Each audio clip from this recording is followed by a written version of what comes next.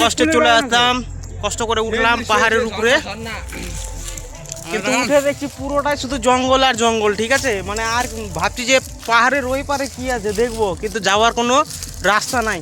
একবারে যেটা বলা যাচ্ছে কি, আমাকে যদি ওই পার দেখতে যেতে হয় তাহলে এখন মানে বহুতটা পথ জঙ্গল পেরিয়ে তারপর ওই পারে যেতে হবে, কিন্তু রিস্ক হয়ে যাবে যাওয়াটা, না যাওয়াটাই ভালো হবে। কারণ এটা হচ্ছে সেই শিলিগুড়ির ওই নদীর ধারে যে পাহাড় আছে, সেই পাহাড়ে আমরা খুব কষ্ট করে উঠেছি।